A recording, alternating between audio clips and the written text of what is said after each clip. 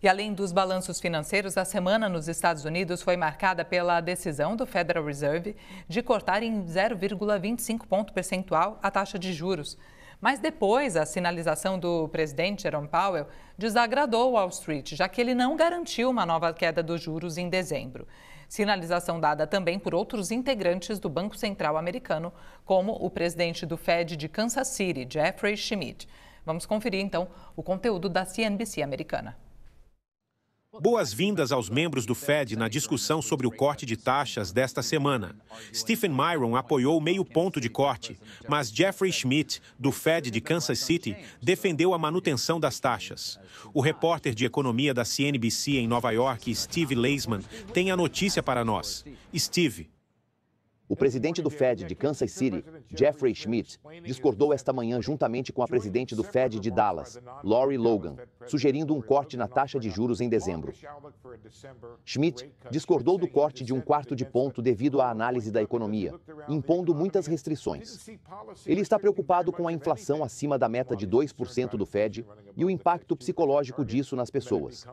Ele afirma que a política deve ser contrária a uma inflação muito alta, considerando o desequilíbrio no mercado de trabalho e algum dinamismo na economia. Enquanto isso, a inflação se alastra pelos setores de bens e serviços. Ele também observou que as condições do mercado financeiro parecem ser fáceis, incluindo ações em níveis recordes e spreads de títulos muito estreitos. Ele acredita que a economia se acelerou durante o verão e Lori Logan, de Dallas, teve uma opinião semelhante, dizendo, entre outras coisas, que a perspectiva econômica não exigia o corte das taxas. Ela considera difícil apoiar novo corte em dezembro, a menos que a inflação caia mais rápido ou o mercado de trabalho esfrie mais que o previsto. A inflação está demorando a atingir meta de 2%. Ganho no mercado de ações impulsiona a demanda de famílias ricas. Os comentários mostram o nível de resistência que o presidente do Fed, Powell, enfrentou para fazer cortes nessa reunião e o que o levou a advertir que um corte em dezembro não é um negócio fechado. Tanto Logan quanto Schmidt foram mais agressivos e não ouvimos falar daqueles que apoiaram o corte. Mas isso deixa claro que o Fed está dividido, o que inclui alguns oponentes realmente ferrenhos que querem mais flexibilização. Sabe, Steve, isso é muito interessante e acho que coloca muitas coisas em questão. Isso é importante para você? Sei que as chances de aumento da taxa de juros em dezembro diminuíram, mas para você isso adiciona ainda mais lenha à fogueira? Sem dúvida, isso realmente explica por quê, de onde Powell estava vindo e o que poderia estar acontecendo naquela reunião com, eles votaram, eles tiveram 10 votos a favor do corte. Portanto, havia apoio para isso. Mas parecia que alguns dos membros que apoiaram o corte disseram: estou bem desta vez, mas não da próxima. Agora, você tem Schmidt e Logan se manifestando. Eles nem mesmo eram a favor do último corte. Parece-me que ainda estou vendo uma probabilidade de 68% de que haja um corte em dezembro, Courtney. E eu me pergunto se o mercado ainda não está se preparando. Na verdade, ele não prestou muita atenção ao fato de que a reunião de dezembro estava em dúvida. E parece que ele ainda está lá em cima e bastante confiante de que haverá um corte em dezembro. Agora que sabemos disso, e em relação ao seu argumento, talvez saibamos um pouco mais sobre o que Powell estava pensando quando disse várias vezes que dezembro não é uma conclusão precipitada. Você acha que é mais o conhecimento da discussão na sala do que a falta de dados e a condução na neblina? Ou é uma espécie de combinação dos dois fatores que faz com que dezembro seja agora uma dúvida um pouco maior do que era há 2 dias? A resposta é sim para a sua pergunta sobre trabalho, Courtney. É a névoa, é a inflação acima da meta. Mas vamos com calma agora. O que estou procurando agora, o que meu relatório fará agora, é tentar descobrir qual é a posição padrão. A economia tem que provar que precisa de um corte, ou é o contrário, que eles têm que provar que não é necessário um corte. E acho que muito disso virá da análise dos dados de emprego, dos dados alternativos de emprego que temos. Recebemos um relatório de esquemas de desemprego que mostrou que eles permanecem relativamente silenciosos. É um relatório alternativo que soma estados, mas mostra onde estamos. Ouço a ideia de que a economia precisa comprovar corte com dados trabalhistas mais fracos. Porém, os alternativos também devem ser mais fracos. Os dados do ADP estão se acelerando, com informações semanais sendo divulgadas. Decisões difíceis estão por vir com mais discursos do Fed, incluindo a presidente do Fed de Cleveland e Rafael Bostic. A busca pela posição padrão continua. Muitos comentários hoje sobre a Amazon. As vendas online aumentaram 8 vezes em relação ao ano anterior. Uma colisão na indústria. Esse foi o comentário que fiz na última hora. Vocês estavam discutindo sobre todas essas ações chatas. E sei que a média das ações está aquém. Mas o que discutiam com Jim e David no início do programa era absurdo. Como reduzir as taxas nessa economia de investimento em expansão com as ações em alta? É o que o Fed enfatiza, dizendo não encontrar motivo para cortar as taxas. Sim, muito rápido. Com que frequência, como no caso do Logan, com que frequência um membro não discorda, mas depois diz, eu gostaria de ter discordado? Não é tão frequente, mas geralmente é uma boa pergunta, Cal. Mas as pessoas que não votam agem como se fossem membros do comitê e realmente não há diferença. Todos eles podem falar na reunião. Todos eles podem expressar sua opinião. Logan votará no próximo ano. Portanto, é muito importante observá-la neste momento. Schmidt vota agora. Depois, veremos Hammock. Não me lembro exatamente quando, mas acredito que Cleveland também vota no próximo ano. É essencial ouvi-la. Bostic tem estado no meio. Estou muito interessado. Brian Chung será entrevistado. Estou ansioso para ouvir o que Rafael Bostic dirá hoje. E vamos seguir falando sobre a política monetária dos Estados Unidos, sobre como ela impacta demais mercados. E para isso eu converso ao vivo aqui no estúdio com o Tsai Shiyu, que é CEO da Stay. Tsai, seja muito bem-vindo. Prazer te receber aqui, viu? Obrigado por me receber. Bom, vimos aí, né, presidente do Federal Reserve, Jerome Powell, que sinalizou nessa semana, Tsai, que não garante um novo corte de juros ainda esse ano, dado todo o contexto, né, de idas e vindas e muitas mudanças, muita incerteza. Qual que é a sua leitura sobre isso? Acabou colocando uma água ali no chope do mercado financeiro ou era alguma coisa que já estava no radar? Boa, Natália, quando a gente pensa um pouco nessa dinâmica de juros, né, nos Estados Unidos, a gente basicamente vê uma falta de certeza em relação ao impacto da guerra comercial entre a China e Estados Unidos. Então, o que a gente enxerga nesse caso é que o Jerome Powell ele não consegue garantir que vai ter um corte novamente até o final do ano, porque a inflação ela pode vir ainda acima, dado que as repercussões de aumentos de tarifas contra a China podem acabar repercutindo na inflação nos Estados Unidos. Mas ao que tudo indica, o mercado de trabalho, né, dos Estados Unidos, os reportes mais recentes sobre trabalho e o aquecimento do mercado de trabalho nos Estados Unidos reforça a tese de que existe uma desaceleração e que isso vai conter a inflação a médio e longo prazo. Então, deixa o Banco Central, de certa forma, o Federal Reserve, mais confortável em adicionar mais um corte de juros. Mas ele não consegue garantir porque ele não consegue prever o impacto das novas tarifas na inflação. E lembrando ainda que tem o shutdown, né, e não houve essa divulgação oficial dos resultados de emprego também, né, que torna as decisões ainda mais difíceis. Agora, em relação a essa última redução de 0,25 ponto percentual, quais são os impactos imediatos, Tsai, que a gente pode esperar nos mercados globais, aqui no Brasil? Influencia de alguma forma a liquidez e o câmbio, assim, de uma forma direta? Com certeza, Natália. Quando a gente pensa em taxa de juros americana, ele repercute no mundo inteiro. Então, quando a gente pensa hoje em Brasil, não tem como dissociar a taxa de juros americana no seu impacto no mercado brasileiro. E não só no mercado brasileiro, tá? Quando a gente pensa em liquidez mundial, ele passa pela decisão do Federal Reserve. Então, todos os mercados observam as decisões de Jerome Powell, não só os mercados americanos. Eu lembro muito bem, né, alguns anos atrás, né, quando a taxa de juros americana começou a subir e a gente começou a ter um aperto de liquidez no mundo inteiro, eu fui perguntado algumas vezes sobre a indústria de venture capital, por exemplo, que é uma das que mais investia no Brasil naquele momento.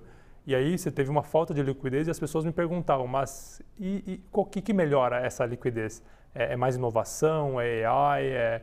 O que melhora? Eu falei, o que melhora provavelmente é se o Banco Central americano baixar a taxa de juros, porque apesar da gente não ter nada a ver com venture capital, com investimentos em tecnologia no Brasil, a gente é extremamente impactado e o mundo inteiro é impactado por decisões do Federal Reserve lá fora. Não é à toa que, né, a gente está sempre de olho acompanhando tudo isso.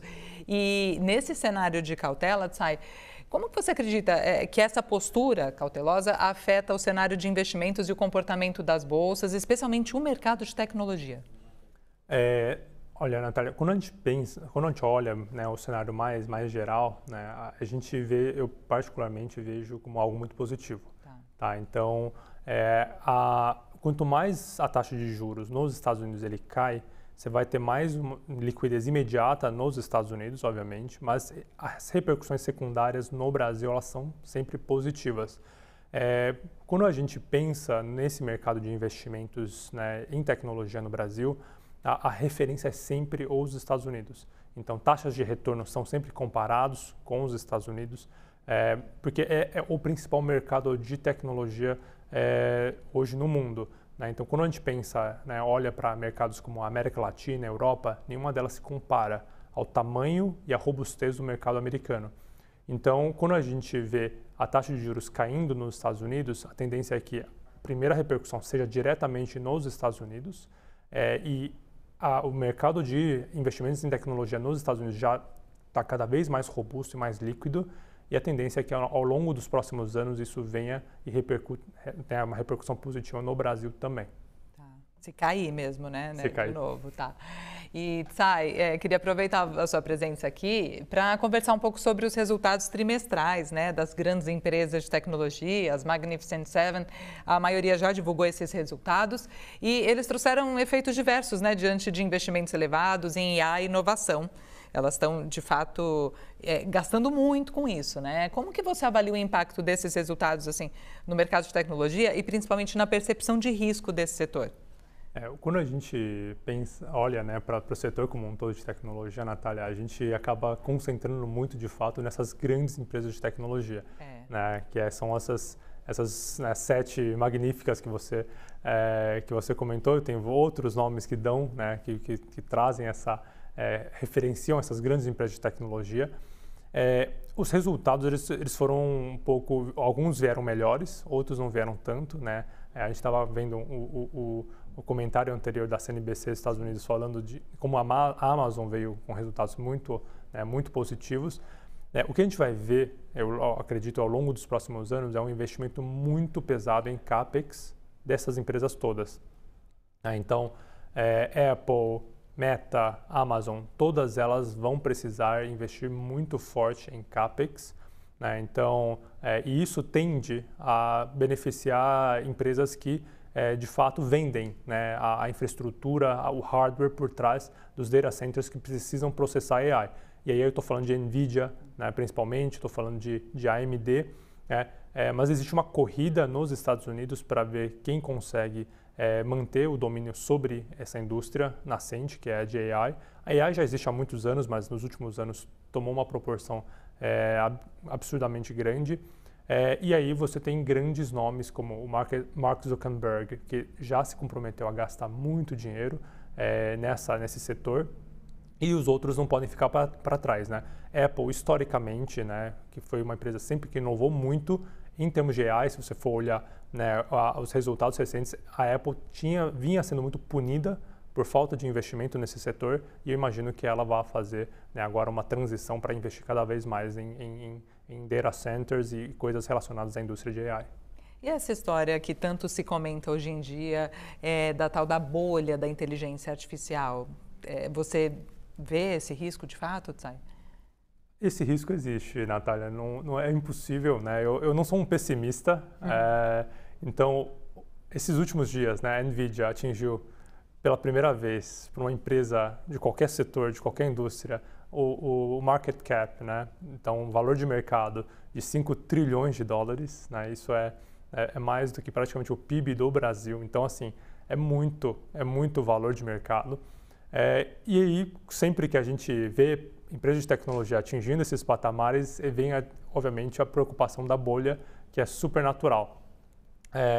Eu não acredito que seja necessariamente uma bolha, mas eu acredito que muitas empresas de AI ou do setor vão ficar pelo caminho, né? Então, ao contrário de algumas outras coisas que eu acredito que não tinham, né, não resolviam problemas reais e por isso não teriam uma capacidade de gerar valor o suficiente para justificar tanto investimento, como, por exemplo, foi o metaverso, né, e o Facebook, a Meta, foi punido por isso, AI tem uma capacidade de gerar valor. Né? Se você perguntar para o fundador da SoftBank, né, o Masayoshi Son, ele vai te falar que AI está só no começo, né, e que trilhões e trilhões e trilhões de dólares ainda vão ser criados em termos de produtividade em outros setores por AI. Né? Então, eu não acredito que seja uma bolha, mas eu acredito que muitas empresas vão ficar pelo caminho, porque é uma corrida, né, e você não consegue todo mundo que ganhe essa corrida. E eu tenho observado e achado muito interessante as parcerias entre elas, né, Tsai, que tem acontecido recentemente, né? Essa é uma belíssima observação, Natália, porque a gente vê muito hoje uma discussão no Vale do Silício, né, de basicamente, quando você olha Oracle, Nvidia, Meta e etc., todas essas empresas, eles investem um no outro, né? Isso. Então, um compra do outro, né, e um investe no outro no final do dia. OpenAI, então OpenAI compra, né, contrata os serviços da Oracle, a Oracle contrata os serviços da Nvidia, e a Nvidia investe na OpenAI. Então, assim... O dinheiro fica rodando ali, né? O dinheiro fica rodando ali dentre essas empresas, né, e gera muito valor para essas próprias empresas. Pois é. Né? Então, isso é bem discutível, né, quão bem isso faz para o mercado, né? Mas é uma observação brilhante, porque isso tem acontecido e tem passado despercebido, né, aqui no Brasil e em muitos mercados. Tá certo. Quero agradecer Tsai Shi-Yu, CEO da Stay, pela participação ao vivo com a gente aqui nessa noite. Muito obrigada e ótimo fim de semana. Volte sempre. Obrigado por me receber, Natália. Tchau, tchau. Tchau, tchau.